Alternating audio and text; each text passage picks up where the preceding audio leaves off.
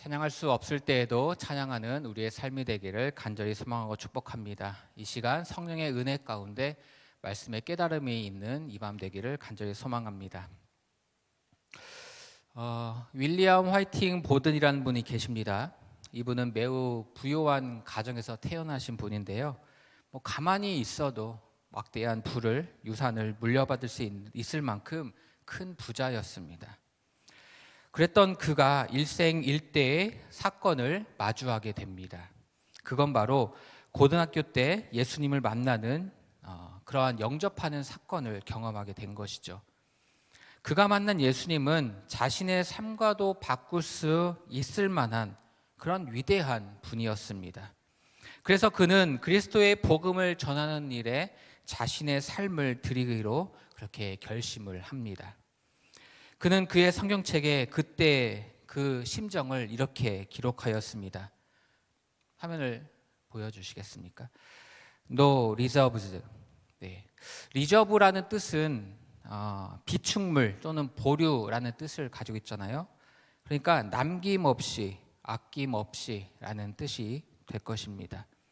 그렇게 그는 자신의 삶마저도 아끼지 않겠다, 그렇게 결단한 것입니다. 그뒤 그는 예일대와 프린스턴 신학대를 졸업하고 중국에 있는 무슬림 선교를 위해 파송받게 됩니다. 그는 파송을 받아 떠나면서 그의 성경책에 이렇게 기록하였습니다. No retreat. 리트릿이라는 말은 후회라는 뜻이죠. 파송 받았음에 대해서 더 이상 이 파송을 무르거나 물러서지 않겠다라는 그러한 각오로서 물러섬 없이라고 적은 것입니다. 그리고 그는 중국으로 떠나기 전 무슬림의 언어와 문화를 익히기 위해서 그는 이집트 카이로로 가게 됩니다. 그런데 그만 그곳에서 뇌망염에 걸리고 만 25살이라는 어린 나이로 세상을 떠나게 됩니다. 그는 복음 전파를 위해 선교사로 파송되었고 선교 사역을 채 펼치기도 전에 세상을 떠나고 만 것이죠. 너무도 황망하고 허망하기만 한 사건입니다. 막대한 부를 이어받을 수 있었음에도 예수 그리스도를 만난 그는 그에게 있어서 부는 가치 없는 것이라 그렇게 생각이 되었습니다. 아니, 더 정확하게 말하면 예수의 가치가 더 존귀했기 때문에 기꺼이 포기할 수 있었던 것 아니겠습니까? 부는 포기했지만 예수 그리스도는 포기할 수 없었던 그였기에 남김없이라고 그의 성경책에 적을 수 있었습니다. 그리고 선교사로서의 헌신을 결단하며 남긴 그의 말, 물러섬 없이. 비록 25살의 짧은 생애를 살다 갔지만 타오르는 생을 살다 간 그렇지만 사경을 헤매며 남긴 그의 마지막 말이 이렇습니다. No regrets. 리그렛이라는 말은 후회라는 의미입니다. 그는 그렇게 된 데에 어떤 원망이나 불평 전혀 없었습니다. 전혀 후회가 없는 삶을 살았다, 그렇게 스스로에게 이야기를 한 것입니다. 우리가 얼마나 많은 시간을 살아야 의미 있는 시간을 살았다, 그렇게 말할 수 있을까요? 얼마나 많은 시행착오를 겪어야지 우리는 괜찮은 삶을 살았다, 그렇게 말할 수 있을까요? 시간의 많고 적음이 중요한 게 아닌 것 같습니다. 오래 살고 적게 살고의 문제도 아닌 것 같습니다. 우리가 그저 살아가는 이 하루하루가 한평생 사는 것보다 중요한 순간이 있지 않습니까? 그는 그런 삶을 살다 갔습니다. 어느 날 제가 짤막한 영상 하나를 보게 되었는데 그 영상에 딸린 댓글 하나가 매우 인상 깊어서 메모지에 적어 두었습니다. 그 말이 너무도 마음에 와닿아서 적어보았는데 그 말은 이렇습니다. 어차피 뭘 하든 후회하는 게 인생이야. 후회한들 과거를 돌이킬 수 없죠. 하지만 미래는 바꿀 수 있습니다. 후회를 적게 할수록 훗날 우리는 괜찮은 삶을 살았다라고 자부할 수 있지 않을까요? 우리는 너무도 단순한 이 사실 앞에서 매우 복잡하게 살아왔던 것 같습니다. 우리는 사실 뭘 하든 후회하게 되어 있습니다. 혹시 여기 계신 분들 중에 후회 안 하고 사시는 분 계신가요? 네, 참으로 대단한 삶을 사시는 것 같습니다. 네. 제가 지난 주일에 일청년부 그 설교를 하면서 말씀 나누면서 이런 말씀을 하였습니다. 시편 16편 7절 말씀인데요. 우리 함께 읽어 보겠습니다. 나를 훈계하신 여호와를 송축할지라 밤마다 내 심장이 나를 교훈하도다. 아멘. 나를 훈계하신 여호와를 송축할지라. 여러분 어떻습니까? 훈계 좋아하십니까? 네. 훈계를 들으면 어떤 마음입니까? 아, 내가 부족하니까 더 분발해야겠구나 라는 마음이 드십니까? 네. 사실 요즘 듣기 싫은 소리 들으면 어떻습니까? 마음이 언짢죠. 네. 기분이 좋지 않습니다. 요즘 사는 사람들은요, 남이 뭐 무슨 말을 하게 되잖아요. 그러면은 뭐라고 합니까? 대받아치면서 너나 잘하세요 이래요. 네. 자신의 마음과 행동을 고치려고 하지 않는다라는 거죠. 교육 받을 만큼 받았고, 그리고 내가 잘 산다고 자부할 만큼 잘 살고 있는데 어디다 대고 훈수질이냐 라면서 따지고 들곤 하죠. 사랑하는 성도 여러분, 우리는 이 말씀 앞에서 낮아져야 한다라는 거예요. 말씀은 우리를 겸손하게 만들죠. 말씀이 나를 고치게 두어야 합니다. 시편 16편의 표제에 보면은 다윗의 믹담이라고 표현되어 있습니다.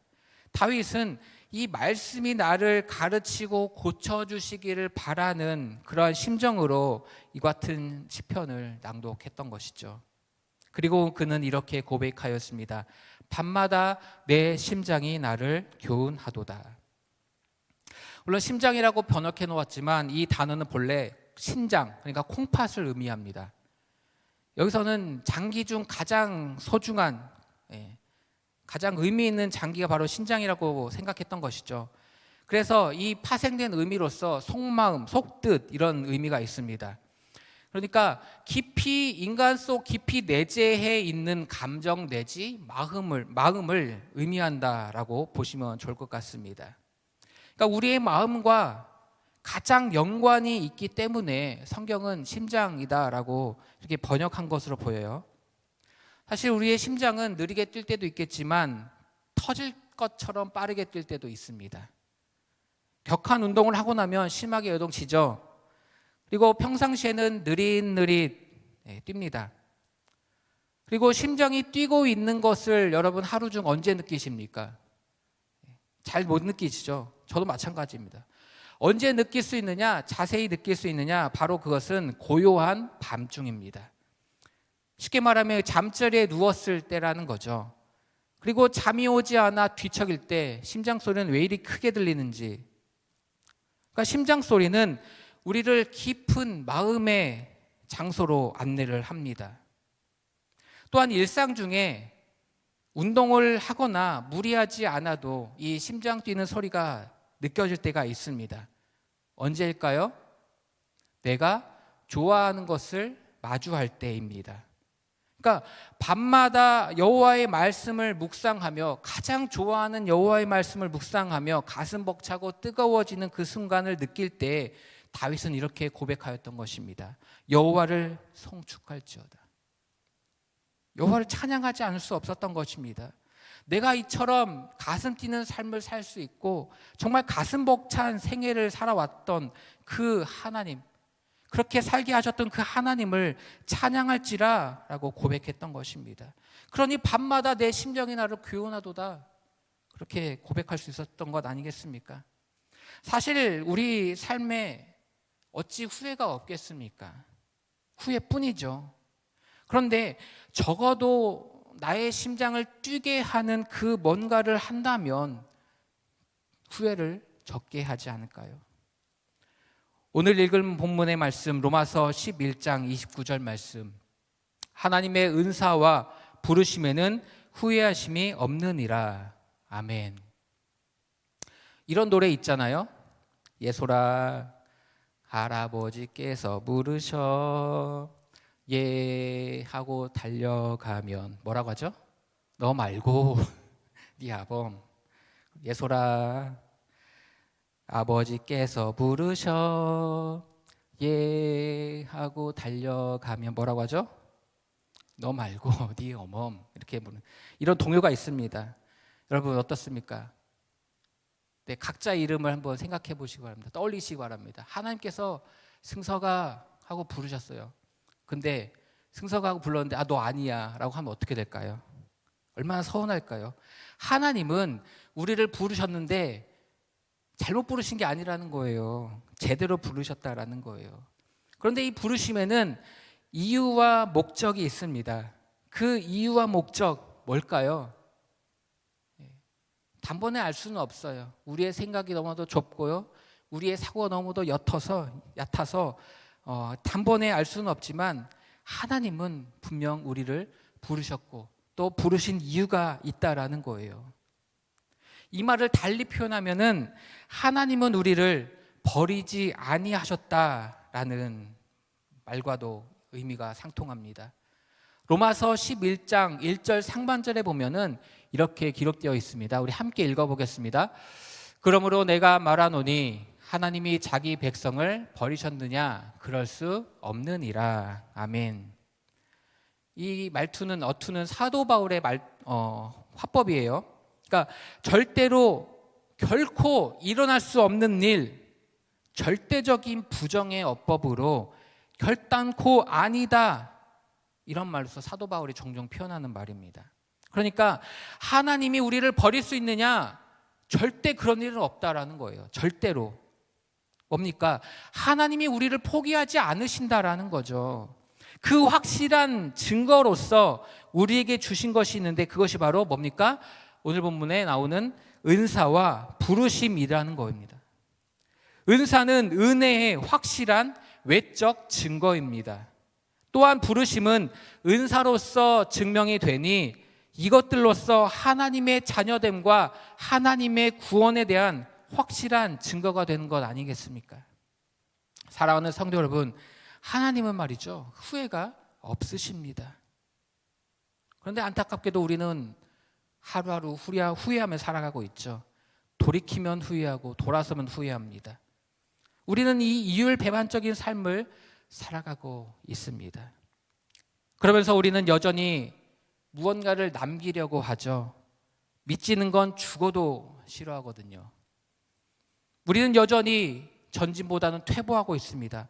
전진에는 고통이 따르고 수반되기 때문입니다. 그리고 우리는 여전히 후회하고 있습니다. 하지만 그러면서도 우리는 조금씩 전진해 나아가고 있습니다. 고린도후서 4장 16절에서는 이렇게 말씀하고 있습니다. 그러므로 우리가 낙심하지 아니하노니 우리의 겉사람은 낡아지나 우리의 속사람은 날로 새로워지도다. 아멘. 오늘 기도곡으로 부를 찬양에는 이런 가사가 있습니다. 나의 지혜로 측량 못하나 가장 좋은 길로 가장 완전한 길로 오늘도 날 이끄심 믿네. 성도 여러분, 믿으십니까? 성도 여러분, 하나님을 신뢰하십니까? 그렇다면 우리는 후회 없는 삶을 살게 될 것입니다. 가장 확실한 길, 성공과 구원이 보장된 길을 걸어가고 있기 때문입니다. 여러분은 괜히 믿은 것이 아닙니다. 여러분은 괜히 그리스도인이 된 것이 아니라는 거예요. 이유가 있고 목적이 있습니다. 단지 아직은 모를 뿐이죠. 일생일대라는 말에는 두 가지 의미가 있습니다. 인간의 전생, 그러니까 모든 생애를 가리키는 말이 있고, 그리고 또 하나는 인간의 일생 중 가장 중요한 순간을 일컫는 말이 있습니다. 일생일대의 순간은 바로 예수 그리스도를 만난 사건입니다. 성도 여러분, 이제 채 한 달도 남지 않은 2025년 저물어 가고 있습니다. 여러분은 어떤 삶을 살아오셨나요? 그리고 앞으로 달려갈 길이 많이 남아 있죠. 부끄러울 것이 없는 주의 자녀로, 일꾼으로서, 그리고 믿음의 사람으로 살아가는 복된 삶이 되기를 간절히 축원합니다.